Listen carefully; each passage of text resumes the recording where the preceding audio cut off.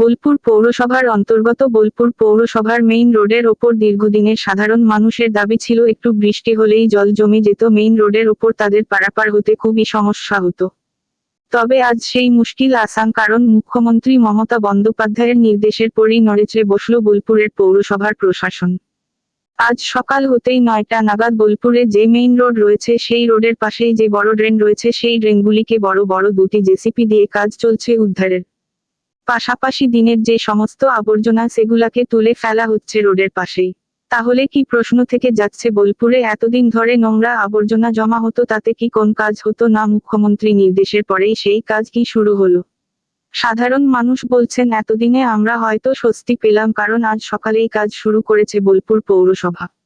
এবার হয়তো বৃষ্টি হলে কোনোভাবেই রাস্তাতে জল জমবে না, তাতে করে আমাদের চলাফেরা করতে সুবিধাই হবে।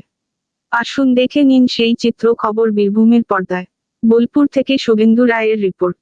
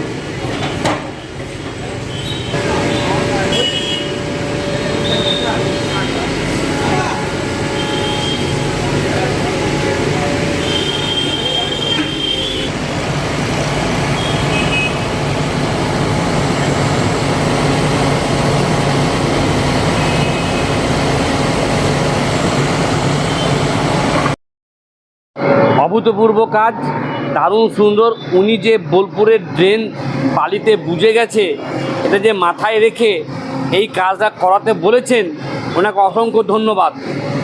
বৃষ্টি হলে দেখা যায় জল জমতে একদম একদম কতটা দুর্ভোগ। এই চৌরাস্তা দিয়ে এখান থেকে প্রায় এক জ্যাং জল হয়ে যেত, গাড়ি, সাইকেল, মোটরসাইকেল, মানুষের যাতায়াতের প্রচণ্ড অসুবিধা হতো।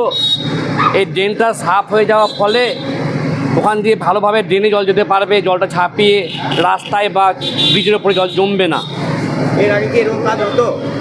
না, এর আগে এরকম জেসিপি দিয়ে কোনো কাজকর্ম হয়নি। এমনি মানুষজন দিয়ে যতটা পরিষ্কার করা সম্ভব ততটা করানো হয়েছে। তাহলে কি মুখ্যমন্ত্রী হ্যাঁ, নিশ্চয়ই। এটা তো বলতেই হবে যে ওনার দৃষ্টিদানের পরেই যে মিউনিসিপ্যালিটি এই ধরনের কাজ করতে উদ্যোগী হয়েছে, এই জন্য পৌরসভাকে ধন্যবাদ। আপনার নাম? আমার নাম প্রবীর গোস্বামী।